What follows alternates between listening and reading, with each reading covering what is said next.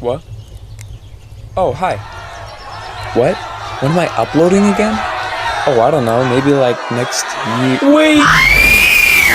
Hey guys, been a while, I know, so to make it up to you, I'll explain why I've been gone for so long.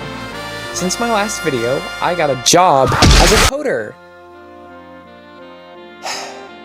Today, I'll be explaining how Dave and I made the game Backstab in our community world, ACEGAMES.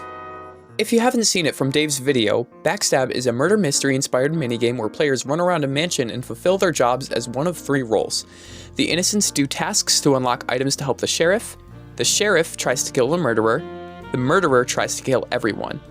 On top of that, there are unlockable item reskins, secrets, and more to find. I highly suggest you play it for yourself. Today, I will be showing you how I coded it. Backstab is a team arena map where items are not allowed unless you're on a team. Rounds are 5 minutes long and proximity chat is included. Lighting is normally set to pitch black for a better atmosphere while playing so you're not murdered in broad daylight, but for the purposes of this video, I set it to normal lighting so you can see the room. Nope. There are 2 automatic cotton dispensers to refill cotton during the round. Backstab has 3 teams for the innocent, sheriff, and murderer role. Each role has different properties. Honestly, I'm tired, so read this while I take a nap. Get back to work. Fine. While the murderer always has dagger and smoke bomb available, the only other item that is available the entire game is the sheriff's pellet gun. Additionally, each team has outputs that happen in a given circumstance as shown by this table. At the start of the round, teams are balanced shortly before teleporting the teams where they need to go. Once the round starts, you will be teleported to one of 4 spawn points for innocents around the map: the library, the dining room, the gallery, and the foyer. Once you've spawned in, your goal is to do tasks and help the sheriff. To do so, there are 4 tasks around the map that unlock items for the innocent. The tasks are as follows: relax in the study, royal flush in any of the 3 bathrooms of the bedrooms, quick read in the library, and light snack in the kitchen. Doing any 2 of these will unlock snowballs for the innocents. Doing all 4 of them will unlock body decoys.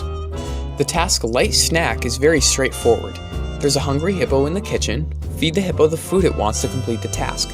The task relax has you sit in a small area in the study for 20 seconds without being interrupted or leaving. This was made by using 2 pulse gates. The first sets the timer to 20 seconds, the second activates a countdown to 0. Another function of the first pulse gate is to stop the countdown if the pulse gate is crossed. The task Quick Read was made with a simple keychain. Press a button to get a key, use that key on its lock to get a different key, and continue until the task is completed. The task Royal Flush is simple from the standpoint of a player, but a little more complex from an outside perspective. The task is completed by pressing the button next to the toilet in any of the 3 bathrooms in the map, mimicking a flush. However, on the outside we can see that it activates this transmitter, which essentially makes sure the task can't be completed twice by flushing 2 toilets, or thrice by flushing all 3. Walking throughout the map, a single innocent finds a group of innocents, and suddenly the murderer shows up. An innocent dies, and these chords are played every time someone dies in Backstab. There is a sequence of chords which goes as follows: B minor 7, C sharp half diminished 7 over B, B minor with a major 7, and C diminished 7. During all this chaos, the sheriff dies. However, next to the sheriff's office, there is a station that allows an innocent to join the sheriff team. This works because when the sheriff dies, they are spawned in a room that puts them on the innocent team, so that the sheriff team no longer has a person filling up the 1 available slot to be on the team. The innocent tries their best, but the murderer gets them, which leads them to... Spectators in Backstab are able to view all of what's going on in the map through the glass floors and one-way glass ceilings. They're also able to play games like a classic keychain for a black key, or play Whack-A-Button, which was made by flashing a random light every 3 seconds and adding a point when it detects a button was pressed at the same time that its corresponding light was on. The next round starts and the sheriff can be seen spawning into the sheriff reskin room. Implied by its name, the sheriff reskin room is where the sheriff can choose an optional reskin for their gun, if they have enough levels for it. Levels are gained with a token transaction, where 500 purple tokens are traded for 1 token that represents a level. Optional reskins are as follows: Level 1, Roulette Gun, Level 3, Pedal Gun, Level 5, Ha Gun, Level 7, Angelic Gun. Selecting a reskin activates a team bubble setter of the reskin and also activates a transmitter that decides whether the gun is a reskin or the standard pirate pellet gun. Once the time in the reskin room is up, the sheriff is teleported into the map in the sheriff's office. At some point in the round, the sheriff can see a team bubble pop up for a short period of time, that being a night vision potion. This night vision potion pops up once every minute and a half throughout the round. Paired with the innocence freeze balls, the sheriff easily kills the murderer and wins the game. Similar to the beginning of the previous round, the murderer spawns in their own reskin room, where the available options are Level 2, Scrap Dagger, Level 4, Magical Dagger, Level 6, Demonic Dagger, and Level 8, Angelic Dagger. After the reskin room, the murderer spawns in the murderer's fast travel area for floor 2, where they have immediate access to 3 rooms: the library, the southeast bedroom, and the west bedroom. The murderer goes to the library and passes through the game room to get to the gallery. In the gallery, the murderer finds a hole in the ground and jumps down it out of curiosity.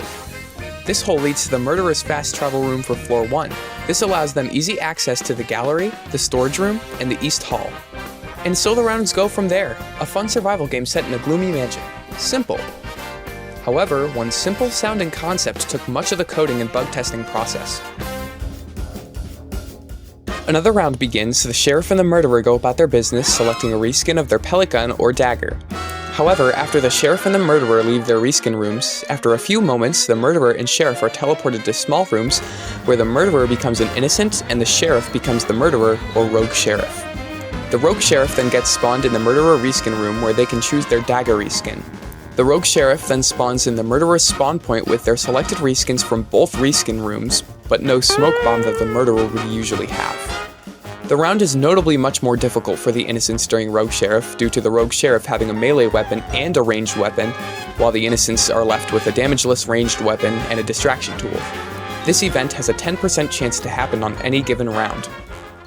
Backstab was somewhat ambitious to code. It wasn't our biggest project, but it faced me with several problems, some of which I'm not entirely sure are fixed. Any playtesting or general playing is greatly appreciated, and thanks to you for watching this video about it. Until next time, I'll be coding every waking moment. Ace? I think I broke Oh my god!